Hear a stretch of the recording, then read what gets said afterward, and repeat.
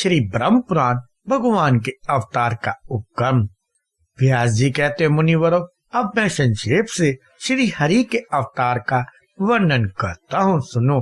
भगवान इस पृथ्वी का भार उतारने की इच्छा से अवतार लेते हैं।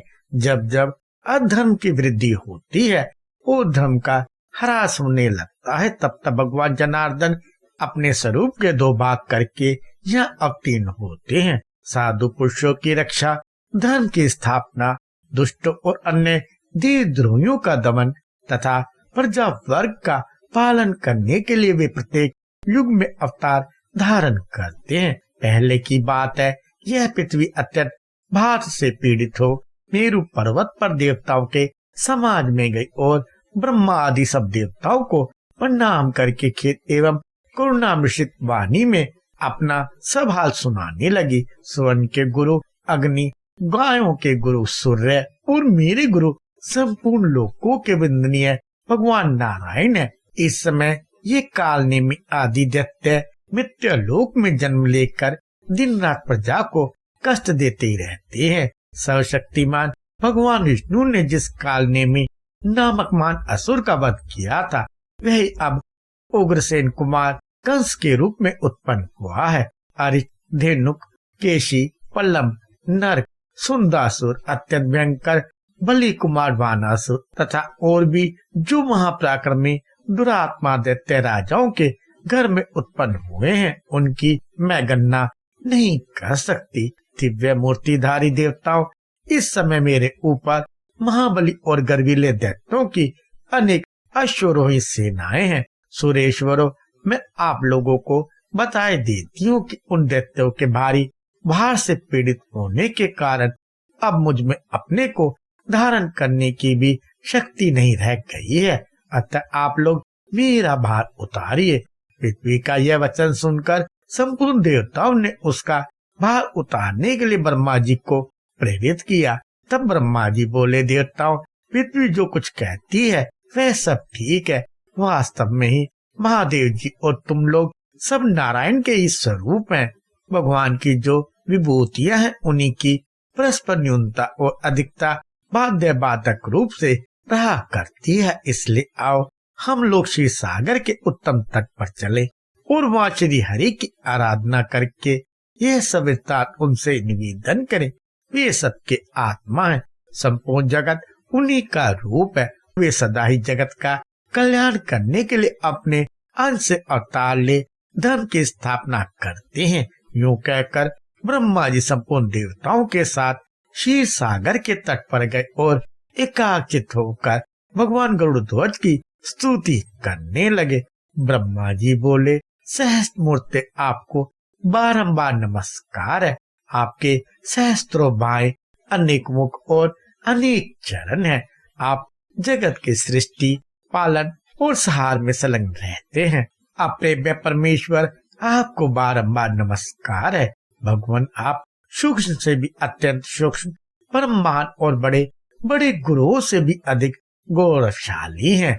आप प्रकृति, समष्टि, बुद्धि, महत्व, अहंकार तथा वाणी के भी प्रधान मूल हैं। अपरा प्रकृति में संपूर्ण जगत आपका ही स्वरूप है। आप हम पर प्रसन्न हुए। देव, यह पृथ्वी आपकी शरण में आई है। इस समय भूतल पर जो बड़े बड़े असुर उत्पन्न हुए हैं, उनके द्वारा पीड़ित होने से इसके पर्वत रूपी बंधन शिथिल पड़ गए हैं। आप संपूर्ण जगत के परम आश्चर्य हैं। आपकी महिमा अपरंपार है। अतः यह वसुधा अपना भार उतरवाने के लिए आपकी ही सेवा में उपस्थित हुई है। हम लोग भी यहाँ उपस्थित हुए हैं। ये इंद्र, दोनों अश्वनी कुमार, वरुण, रुद्र, वसु, आदित्य, वायु, अग्नि तथा अन्य संपूर्ण देवता यहाँ खड़े हैं। देवेश्वर, मुझे तथा इन देवताओं को जो कुछ करना हो उसके लिए आज्ञा दीजिए। आपके ही आदेश का पालन करते हुए हम लोग सदा संपूर्ण दोषों से मुक्त रहेंगे। ब्रह्मा जी की इस प्रकार स्तुति करने पर परमेश्वर भगवान विष्णु ने अपने श्वेत और कृष्ण दो केश उखाड़े और देवताओं से कहा, मेरे ये दोनों केश ही भूतल पर अवतार ले पृथ्वी के भार और क्लेश का नाश करेंगे। संपूर्ण देवता भी अपने अपने अंश से पृथ्वी पर अवतीर्ण हो पहले से उत्पन्न हुए उन्मत्त दैत्यों के साथ युद्ध करें। इसमें संदेह नहीं कि नाना प्रकार के अस्त्र शस्त्रों से चूर्ण होकर संपूर्ण दैत्य नष्ट हो जाएंगे। वसुदेव की पत्नी जो देवकी देवी है, उनके 8वें गर्भ से मेरा यह शाम केश प्रकट होगा। भूतल पर अवतीर्ण हो यह काल नेमी के अंश से उत्पन्न हुए कंस का वध करेगा। यूं कहकर भगवान श्री हरि अंतर्ध्यान हो गए।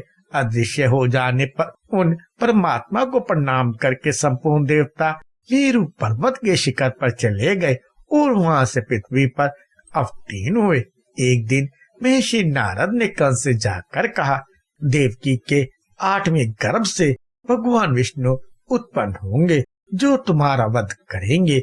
यह सुनकर कंस को बड़ा क्रोध हुआ और उसने देवकी तथा वसुदेव को कारागृह में बंदी बना लिया।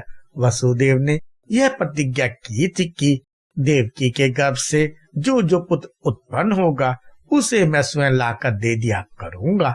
इसके अनुसार उन्होंने अपना प्रत्येक पुत्र कंस को अर्पित कर दिया। सुना गया है कि प्रथम उत्पन्न हुए 6 गर्भ इनाशुपु के पुत्र थे, जिन्हें भगवान विष्णु की प्रेरणा से योग निंद्रा ने क्रमशः देवकी के उदर में स्थापित कर दिया था। योग निंद्रा भगवान विष्णु की महामाया है, जिसने अविद्या रूप से संपूर्ण जगत को मोहित कर रखा है। उससे श्री हरि ने कहा, निंद्रे तुम मेरी आज्ञा से जा और पातालवासी 6 गर्भों को एक एक करके देवकी के गर्भ में पहुंचा दे। ये सब कंस के हाथों से मारे जाएंगे। तत्पश्चात मेरा शेष नामक अंश अपने अंश से देवकी के उदर में 7वें गर्भ के रूप में प्रकट होगा। वसुदेव जी की दूसरी भार्या रोहिणी आजकल गोकुल में रहती है, तो प्रसव काल में वह गर्भ रोहिणी के ही उदर में डाल देना। उसके विषय में लोग यही कहेंगे कि देवकी का 7वां गर्भ भोगराज कंस के डर से गिर गया। गर्भ का संकर्षण होने से रोहिणी का यह वीर पुत्र लोक में संकर्षण नाम से विख्यात होगा। उसके शरीर का वर्ण श्वेतगिरी के शिखर की भांति घोर होगा। तदंतर मैं देवकी के उदर में प्रवेश करूंगा। उस समय तुझे भी यशोदा के गर्भ में अविलंब प्रवेश करना होगा। वर्षा ऋतु में श्रावण मास की कृष्ण पक्ष की 8वीं तिथि को आधी रात के समय मेरा प्रादुर्भाव होगा और तू 9वीं तिथि में यशोदा के गर्भ से जन्म लेना। उस समय वसुदेव गर्भ से जन्म लेगी। उस समय वसुदेव मेरी शक्ति से प्रेरित होकर मुझे तो यशोदा की शैया पर पहुंचा देंगे और तुझे देवकी के पास ले आएंगे। फिर कंस तुझे लेकर पत्थर की शिला पर पछाड़ेगा, किंतु तू उसके हाथ से निकलकर आकाश में ठहर जाएगी। यूं कहने पर इंद्र और मेरे गौरव का स्मरण करके तुझे 100 बार प्रणाम करेंगे और विनीत भाव से अपनी बहन बना लेंगे। फिर तू शुभ निशुभ आदि सहस्त्रों दैत्यों का वध करके अनेक स्थान बनाकर सारी पृथ्वी की शोभा बढ़ाएगी। भूति, सन्नति, कीर्ति, कांति, पृथ्वी, धृति, लज्जा, पुष्टि, उषा तथा अन्य जो जो भी स्त्री नामधारी वस्तु है वह सब तू ही है, जो प्रातः काल और अपराह्न में तेरे सामने मस्तक झुकाएंगे और तुझे आर्य, दुर्गा, वेद गर्भा, अंबिका, भद्रा, भद्रकाली, क्षेम्या तथा क्षेमनकरी आदि कहकर तेरी स्तुति करेंगे। उनके समस्त मनोरथ मेरे प्रसाद से सिद्ध हो जाएंगे। जो लोग भक्ष्य भोज्य आदि पदार्थों से तेरी पूजा करेंगे, उन मनुष्यों पर प्रसन्न होकर तू उनकी समस्त अभिलाषाएं पूर्ण करेगी। वे सब लोग सदा मेरी कृपा से निश्चित ही कल्याण के भागी होंगे। अतः देवी, जो कार्य मैंने तुझे बताया है उसे पूर्ण करने के लिए जा। कृपया लाइक, शेयर और सब्सक्राइब करें।